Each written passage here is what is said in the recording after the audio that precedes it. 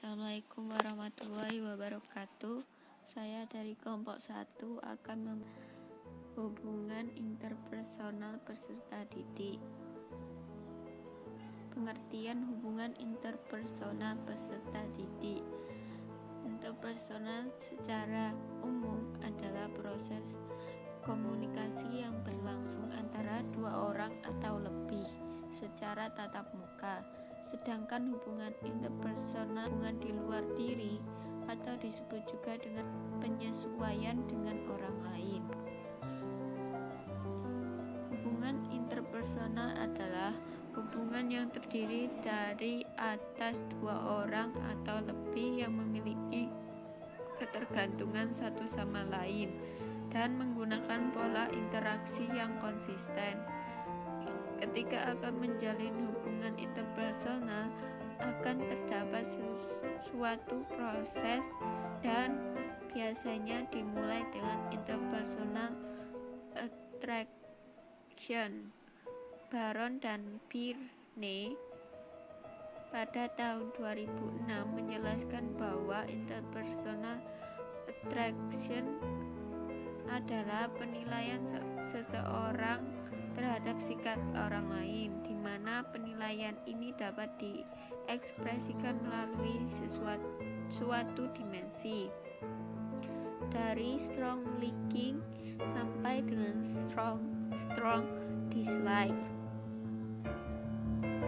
Ciri-ciri hubungan interpersonal peserta didik. A. Arus pesan dua arah, artinya antara konselor dan konseli dalam posisi sejajar, tidak ada yang dianggap lebih menggurui. Arus pesan dua arah ini secara berkelanjutan atau kontinu. B.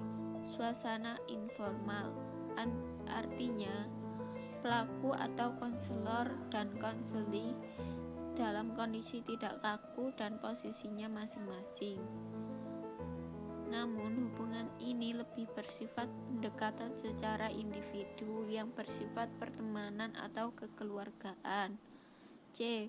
Umpan balik segera, artinya pelaku dapat mengetahui umpan balik pesan disampaikan dengan segera, baik secara verbal atau non-verbal.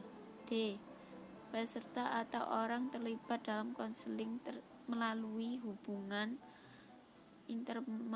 interpersonal ini berada dalam jarak dekat, baik dalam arti fisik atau psikologis atau dalam satu ruang. E. Orang yang terlibat dalam hubungan interpersonal ini mengirim dan menerima pesan secara spontan, baik secara verbal maupun non-verbal. Model-model hubungan interpersonal. A. Model pertukaran sosial. Model ini memandang bahwa pola hubungan interpersonal menyerupai transaksi dagang. Hubungan interpersonal berlangsung mengikuti kaidah transaksional, yaitu apakah seseorang memperoleh keuntungan atau malah merugi. Jika merasa memperoleh keuntungan, maka hubungan interpersonal berjalan mulus. Tetapi jika merasa rugi, maka hubungan itu akan terganggu. B. Model peranan. Asumsi teori ini mengatakan bahwa hubungan interpersonal akan berjalan harmonis, mencapai kadar hubungan yang baik ditandai dengan adanya kebersamaan.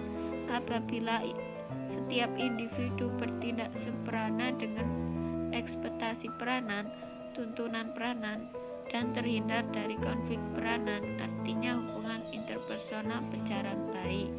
Apabila masing-masing individu dapat memainkan peranan sebagaimana yang diharapkan. Tuntunan peranan adalah desakan keadaan yang memaksa individu memainkan peranan tertentu meskipun tidak menginginkannya. C. Model permainan. Model ini berasal dari psikiater Eric Berne dalam buku Games People Play. Dalam model ini, orang yang berhubungan hubungan dalam macam-macam permainan. Mendasari permainan ini adalah 3 bagian kepribadian manusia, yaitu orang tua, anak, dan orang dewasa. D. Model interaksional. Menurut model interaksional ini, hubungan interpersonal adalah merupakan suatu proses interaksi. Masing-masing orang ketika berinteraksi pasti sudah memiliki tujuan, harapan, kepentingan, perasaan suka atau benci, dan sebagainya, yang semuanya itu merupakan input. Siklus hubungan interpersonal. 1. Tahap perkenalan. 2. Penjajakan atau experimenting. 3. Penggiatan atau intensifying. 4. Pengikatan atau bonding. 5. Kebersamaan. Jenis-jenis hubungan interpersonal. 1. Hubungan interpersonal berdasarkan jumlah individu yang terlibat.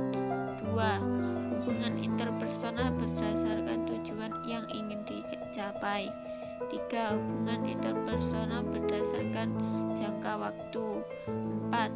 Hubungan interpersonal yang didasarkan atas tingkat kedalaman atau keintiman. Sekian, wassalamualaikum warahmatullahi wabarakatuh.